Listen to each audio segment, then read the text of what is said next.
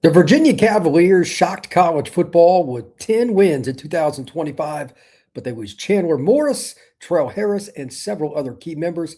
Look for the Cavaliers to take a step down, but there is hope at quarterback. Locked On presents The Portal, the daily podcast covering college football recruiting and everything NIL. Part of the Locked On Podcast Network. Your team every day. To the Portal Podcast, where you get your daily recruiting, NIL, and transfer portal scoop. I'm your host, Brian Smith, longtime college football recruiting analyst. Thank you for making the Portal Podcast your first listen each and every day right here on the nation's #1 podcasting network, Locked On. We are brought to you by Mazda, and we put the same drive into every detail. Wins define the moment, putting in the work that defines you. Stay tuned for highlights in this week's Moving the Game Forward. There's more to a Mazda because there is more to you. We will get to the schedule for Virginia, which has some unique and challenging aspects for 2026 later in the show. Trell Harris, he got poached by Oklahoma. Will that be the undoing with the new quarterback coming in? The offensive production overall, how much will it drop off? Will there be a drop off? But overall, the biggest question mark is at quarterback, and that's where we begin. Eli Holstein comes over from Pittsburgh, and so does Beau Pribula, Penn State. Then he goes to Missouri, gets banged up, plays most of the snaps for the Tigers last year. But now he's at Virginia. And for that matter, Eli Holstein started at Bama before he went to Pittsburgh. They've got two guys that have now made it to their third school. After having Chandler Morris, who literally threw for exactly 3,000 yards last year, it is really hard to see what's going to happen at quarterback. But here's my biggest take. That offensive staff figured it out last year. They absolutely did. They only had Chandler throw when they had to. They didn't force the ball. They were balanced. They were smart.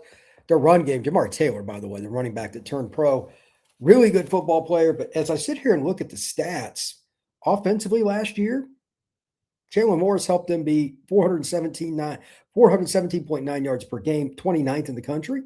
Did you see that coming, Virginia? Probably not. I mean, he was an experienced graduate student quarterback, and his dad's obviously a quarterback guy.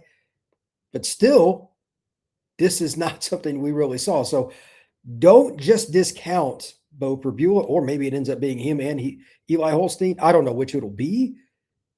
But somebody's got to play quarterback, and they've proven it before with veteran quarterbacks that maybe they can figure it out. So to that end, I think the biggest thing to think about here, 178.7 yards per game on the ground. They had really good balance, and losing Ji'Mari Taylor, 1,062 yards and 14 scores is hard to replace.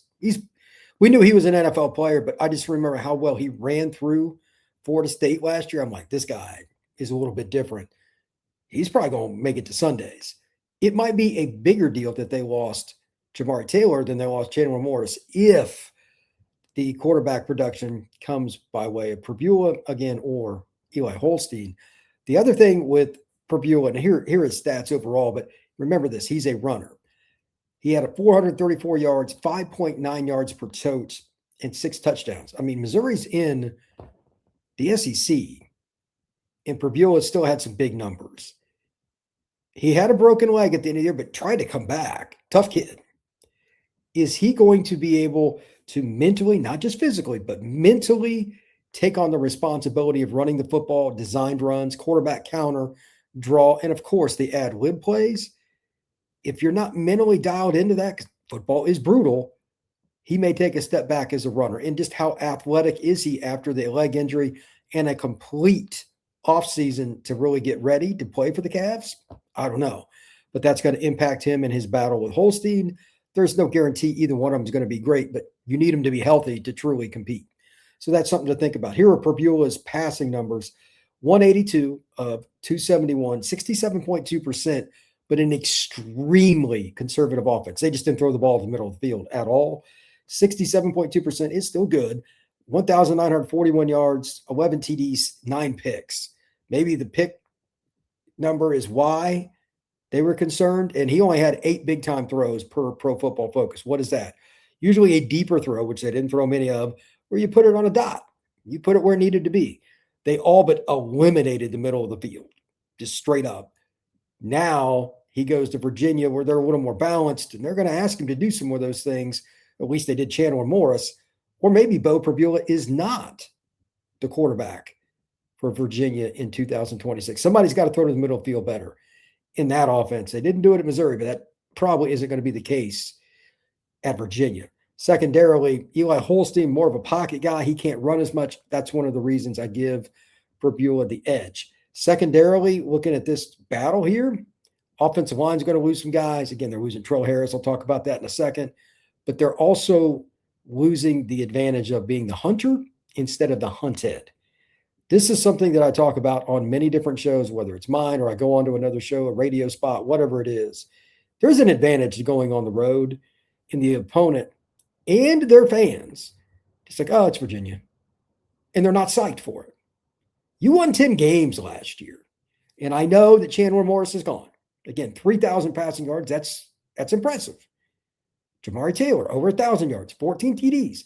Trell Harris, one of the best receivers in the ACC. All impressive, but they're all gone.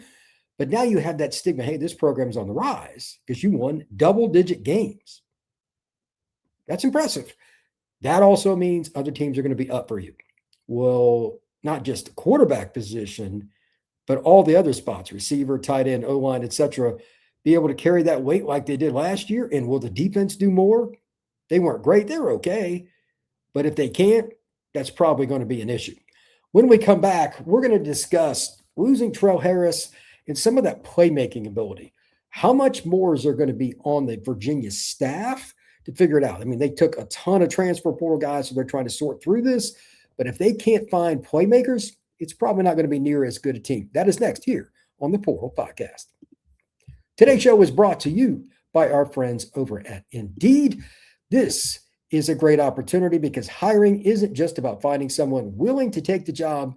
It's about finding the right person with the right background who can actually help your business move forward. And if you want a candidate to match what you're looking for, Indeed sponsored jobs is the move for you because instead of hoping the right person comes across your post, Indeed helps you match with quality candidates by boosting your job listing to the people who fit your specific criteria, skills, certifications, and location. And if you're hiring, you always want someone who can help and do it right away and while you work on what you normally do. If you're a manager, if you're somebody who owns a business, a small business in particular, you don't have time to be messing around going through resumes for hours and hours trying to find that right fit. You really don't. So you need somebody that has expertise in it and puts the right candidates in front of you. And that's what Indeed does. And in the last minute, I've been talking about this. Per their data, Indeed has made 27 hires on average. Listeners of this show will get a $75 sponsored job credit to help your job as the premium status it deserves at Indeed.com/podcast. That's Indeed.com/podcast. Terms and conditions apply. Hiring, do it the right way with Indeed. This show is also brought to you by our friends over at Mazda. Moving the game forward. This is for those who show there's more to the score than what's on the screen. And that is very true. Last year, to get this rolling, give credit to everybody on Virginia's staff for bringing in Chandler Morris and then for him delivering. 3,000 passing yards. Nobody was predicting that outside of Charlottesville last year. If anybody changed the game in the ACC more than Chandler Morris, I don't know who it was, because Virginia went from a team that nobody expected to do more than maybe make a bowl to being a team that won 10 games. That's incredible, and congrats to the Cavaliers for doing it. It was a really great season, and Chandler Morris was the leader. We put the same passion into every model. Highlights make the reel. What it took to get there makes it count. There's more to a Mazda because there is more to you. Take your game to the next level with the Everydayer Club. Check it out in the description down below if you have not already. The best part, all your audio podcasts for $5 a month or $50 for a year will come without ads. Check out the Everydayer Club down below. There's more information there, and it also has Discord information. Check it out today. Let's talk a little bit about production. If you're not going to have that same Chandler Morris production, and I think that's probably a lot to ask, no matter how the quarterback situation shakes out with Eli Holstein and Beau Pribula, you need somebody else to step up. How much is it going to be scheme? for Virginia overall. You got coaches coming and going. You have a lot of different guys in the back office anymore. And there's always a lot of change. And their roster was massively changed, especially on offense. Losing offensive lineman, Trell Harris, etc. Is there going to be somebody that comes out of nowhere, kind of like Chandler Morris did last year, and steal the show? And if not, are they a team that just completely falls off the map? That is one of my questions. Here are the other questions that I have with regards to that, because, again, replacing Trell Harris, somebody that ends up at Oklahoma, probably not going to be that easy. We talked a little bit about them being the hunted. I also think that's going to be important with the following, and it's just the schedule. It's a weird, weird schedule. They open the year in Brazil. I mean, with NC State, they're like a 3-point favorite for whatever it's worth on FanDuel, 3.5. They've got West Virginia in a game that's a neutral site in Charlotte. They also have a game against Florida State on the road. Remember, Florida State's season started to go south last year when they went to Charlottesville. I think Florida State's going to remember that. And the Noles absolutely, unequivocally have to have that game because it's right before they play Louisville on the road and Miami on the road. So I've got that one circled. They've also got to go to SMU. This is a really unique schedule for Virginia. I don't know what it's going to happen because there's so much upheaval with their roster, but they are one of the most fascinating teams in college football for 2026. And it's why it makes college football so much fun. There are always a few teams that we don't expect to do well, but can you do it 2 years in a row? This is one of the first teams I'm doing just an overview and starting with quarterback with all these teams. I'm going to do a whole bunch of them. But at the same time, Virginia was one of my 3 or 4 most curious for me, just as a football fan, because of the combination of the schedule, losing Trell Harris, losing not just a key cog in Chandler Morris. He was a godsend to them, and he knew when to get the ball to Taylor, like he knew when to throw it. He managed the football game for them. Those are kinds of things that you just don't see there. So how close can they come to that this year? I think it's fair to say they're not going to win 10 games in the regular season, but if they won 8 games, would it shock me? No, it would not. Like, why would you be guessing anything other than they've got a good staff, they've got their system in place, they're going to figure this out? They took a lot of portal guys last year too. Hats off to Virginia. I think they are going to be one of the surprises again next year. And again, they're probably not going to win all the close games like they did against Florida State, et cetera. Those things usually flip-flop, but every week they are going to be a competitor. I'm curious to see what the win-loss total projection will be per FanDuel for Virginia, because if it's 6.5, 7.5, I mean, I think that they've still got a good chance to win 8 games. It's not a lock, but if they can get any kind of quarterback play, this is going to be a good football team. Thank you very much for checking out the Portal Podcast. And again, we're going to go through pretty much the entirety of the P4 with quarterback situations, what they have coming back, key schedule points, and just having fun. They're going to be 10 to 15-minute shows for the most part, just kind of going over who they have in my overall thoughts. But the key with these, quarterback. Everybody wants to know about quarterback. I'll have some stats, some thoughts, why it will or will not work. Virginia's just the first one I'm doing. But thank you very much. Everybody have a good one. We will see you again soon on the Portal Podcast.